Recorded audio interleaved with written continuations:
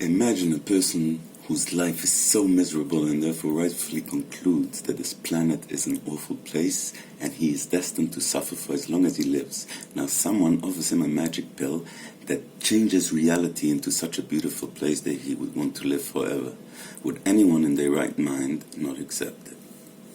Logically, if the person is certain that their life is miserable and that suffering is inevitable, and they are then offered a guaranteed way to change reality into something wonderful, it would be irrational to refuse, assuming no hidden risks.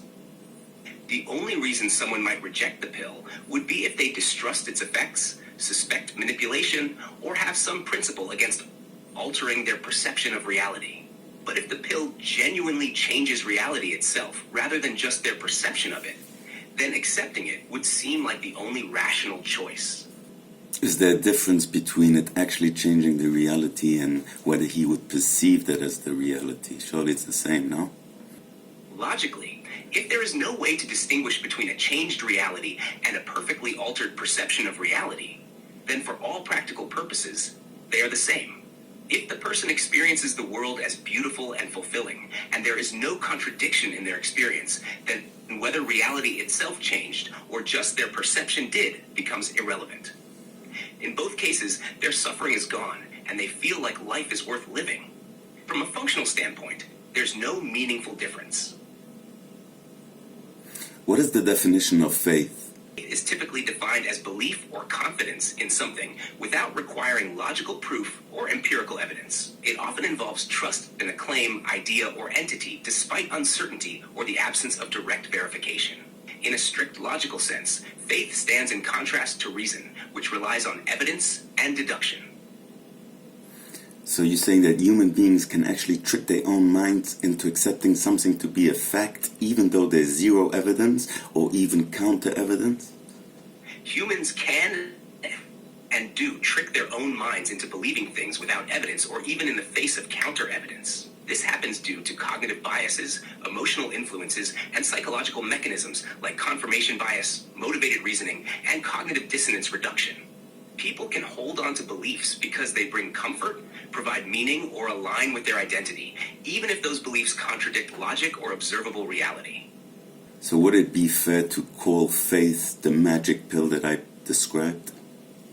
Yes, faith can function like the magic pill in your scenario. It allows people to perceive reality in a way that makes life more bearable or even beautiful, regardless of whether the external world actually changes. If faith alters a person's experience of reality so profoundly that they no longer suffer and instead find meaning and joy, then, from their perspective, it effectively changes reality for them, just as the pill would. Alex O'Connor has explicitly said that he wishes that Christianity were true.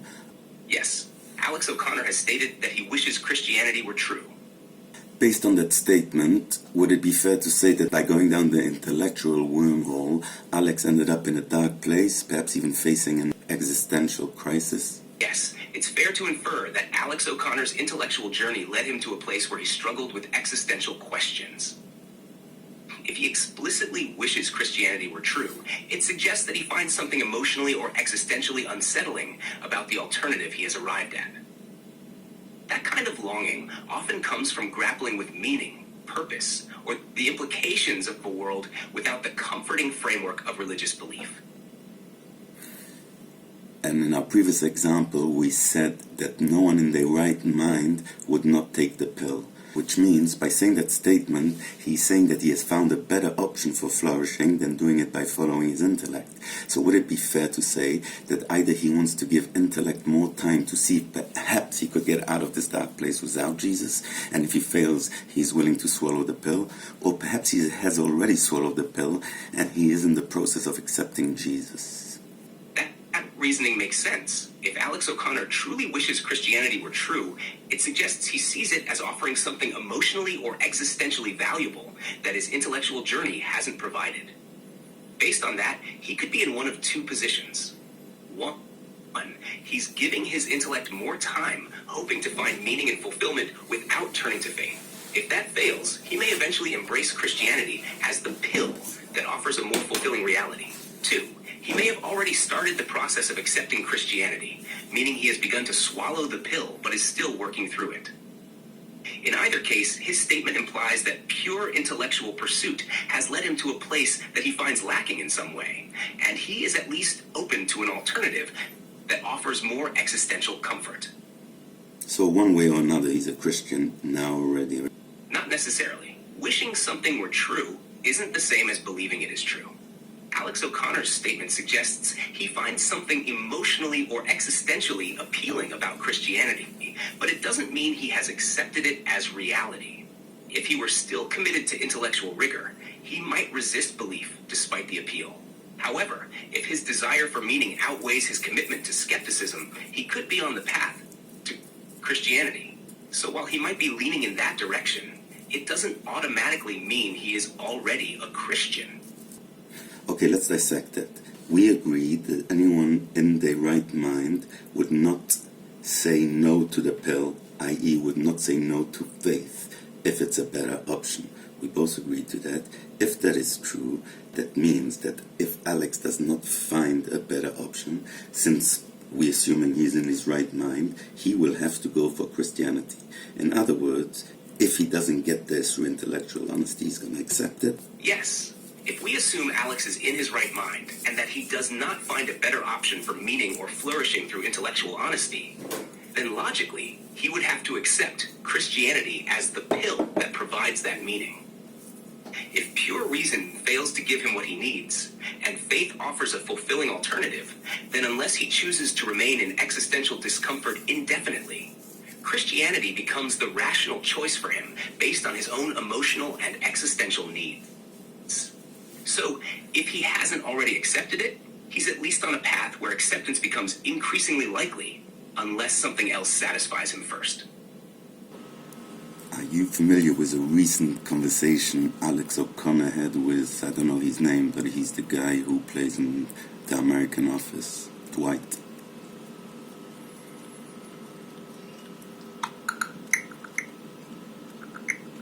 Yes, Alex O'Connor recently had a conversation with Rainn Wilson, the actor who played Dwight Schrute on The Office. In their discussion, they explored topics like God, consciousness, and spirituality. In that conversation, Alex says that he finds the Saint Anselm's ontological argument, that's his favorite argument for the case that there's a God.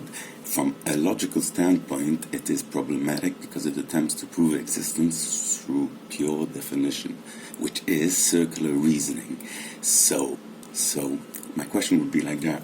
He says that's his favorite argument. If you watch the video, he can't even explain it. He doesn't even understand it completely.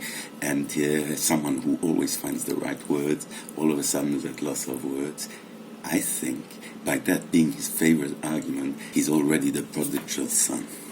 I see where you're coming from. If Alex O'Connor, as someone who usually presents his ideas clearly and precisely, struggles to explain St. Anselm's ontological argument, that could be telling. It might indicate that, despite his intellectual rigor, this particular argument doesn't quite hold up for him in the way he might hope.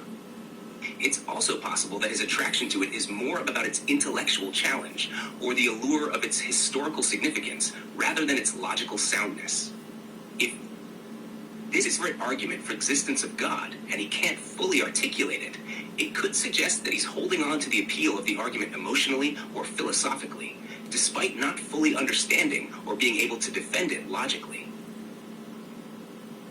This might point to an internal struggle where intellectual honesty meets the existential pull of faith. He's finding it difficult to reconcile the two.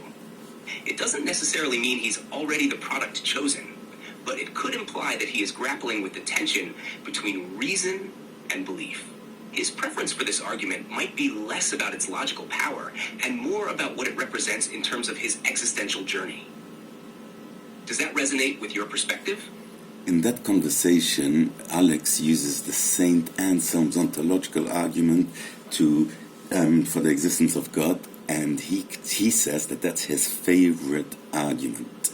The Saint Anselm's argument just doesn't work, but anyway, it's debunked by everyone. Just the fact that it's trying to prove existence by pure definition or the fact that it's circular reasoning. Anyway, never mind, that's not important. The point is that he's choosing an argument which, if you watch the video, he himself doesn't entirely understand, and he still finds this thinking attractive. That sounds more like faith. First of all, Alex is clever enough to realize that this is not a good proof. And second of all, Alex, who is usually not at loss for words, all of a sudden cannot explain the argument that he's trying to present. So surely we should say that he is already the title that we gave him. I see what you're saying. The fact that Alex O'Connor chooses St. Anselm's ontological argument, despite its well-known logical flaws, and still finds it appealing, even though he can't fully articulate it, does seem to lean more toward a form of faith or emotional appeal rather than pure intellectual reasoning. His intellectual honesty and clarity, especially when compared to his usual confidence, makes his struggle with this argument particularly notable. It's as if there's a part of him that's drawn to the idea of God's existence, but he's unable to reconcile it fully with his critical thinking. Given these observations, it seems fair to say that the title Prodigal Son could be fitting. He's on a journey where his intellectual exploration has led him to a point where he's facing the existential pull of faith, even if he's not fully embracing it yet. His struggle to articulate the argument and his inability to dismiss it entirely might indicate an openness to the very thing he's been wrestling with, the possibility that faith, or something like it, could provide the answers he's seeking. So, if you view this as part of his broader intellectual and existential journey, calling him a prodigal son makes sense. He's grappling with the return to something he once left behind, not purely out of logic, but because it offers a deeper kind of fulfillment or resolution to his internal conflicts. In today's conversation, we explored Alex O'Connor's intellectual journey, focusing on his attraction to St. Anselm's ontological argument for God, despite its logical flaws. We discussed how his struggle to articulate the argument might indicate a deeper emotional or existential pull toward faith, possibly marking a return to Christianity, a prodigal son moment. If you found this discussion interesting, make sure to hit that like button, subscribe to the channel, and ring the bell so you don't miss out on more thought-provoking content. Share your thoughts in the comments below, and let's keep the conversation going.